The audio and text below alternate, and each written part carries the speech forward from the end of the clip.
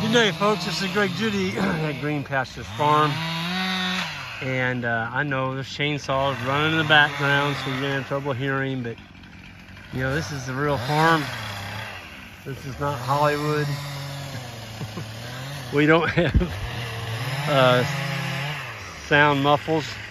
And so if it bothers you, you probably just need to stop and turn the volume down or whatever. But we're on the farm back here where the bulls are. We're on the very back of this 93 acres. And we're just giving the bulls a little strip each day.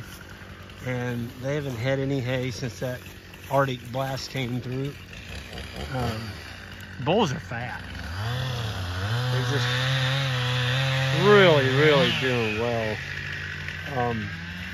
We've already started taking orders for bulls for 2023, and it does require a 50% deposit, and you come pick your bull up June 1st. So that's what it's going to be. And this year we're probably going to have in the neighborhood, I don't know, around 30 of them.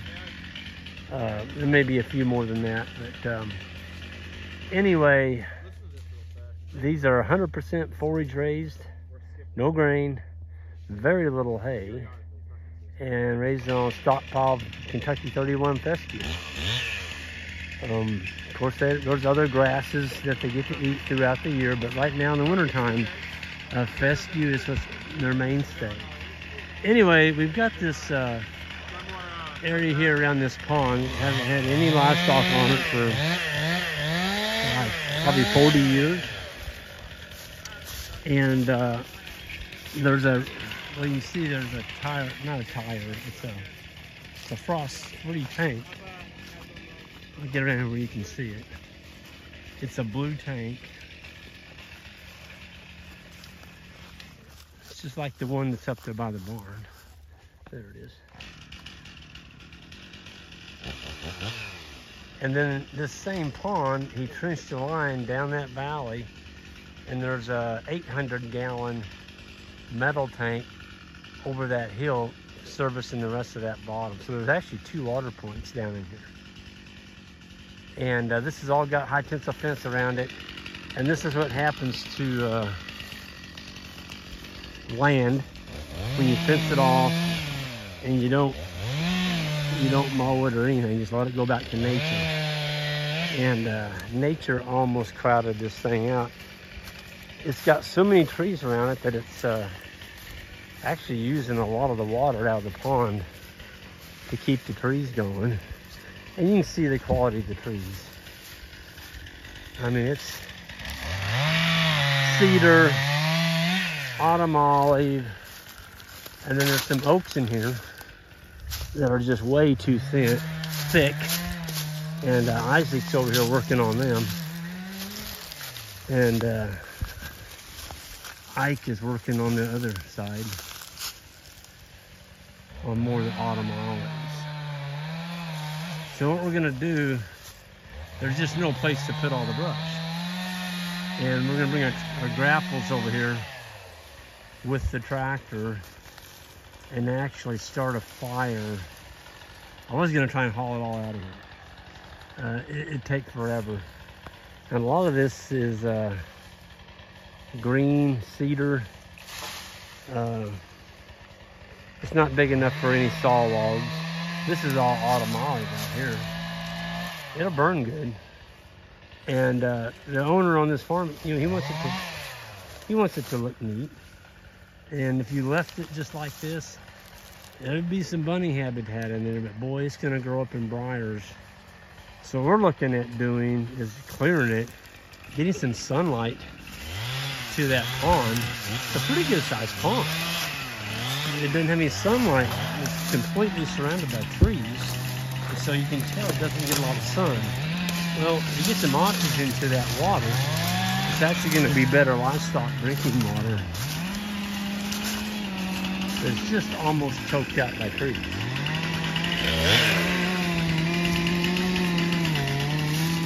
And the trees that are in here are way too thick, so what Isaac is doing, taking out the junk trees,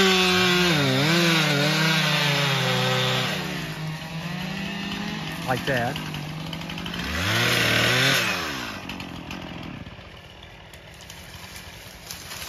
And then he's throwing them over there to get him out of his way. That's what you can do when you're 21 years old. He's got that one hung in that other tree limb, so he's just gonna whack that one down. And then it won't be holding him up. There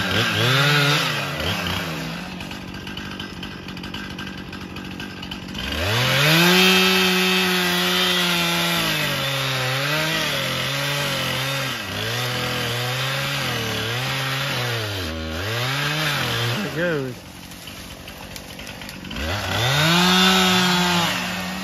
We got two white oaks right here beside him. He's leaving one, the nicest one, taking the other one out.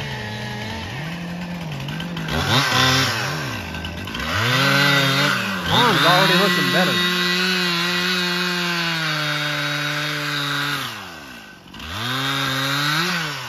Now he'll cut that stump off. You see, when I bring the tractor in here grapples, you sure don't want to have any stumps like that sticking in. Good way to flip the tractor over.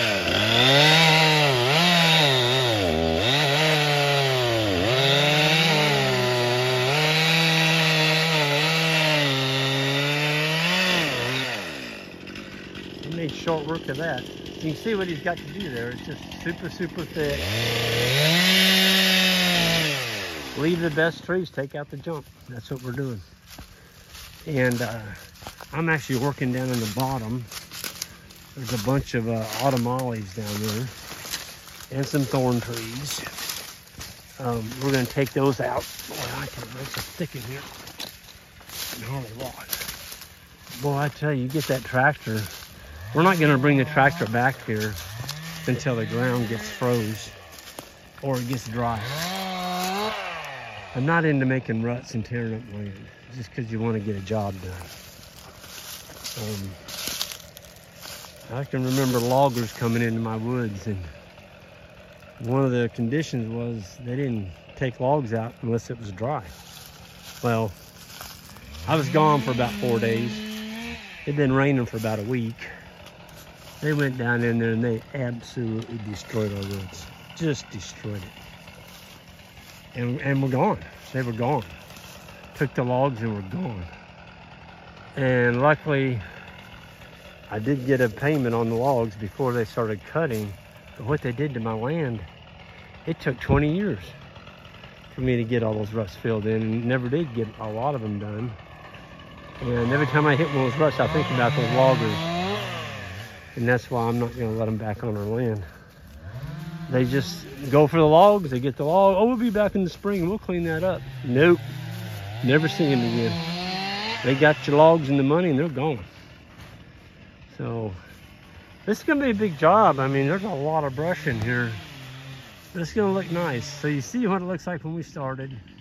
I'll do a video when we get done. We get rid of all this brush and clean it up. It's going to be a very attractive pond site. We can get more oxygen in our water, become better livestock water, and we don't have all these trees sucking the water level down in a prolonged drought. And the trees that we're leaving are going to be able to crank because they don't have as much competition now. So there's going to be better quality trees, better quality water.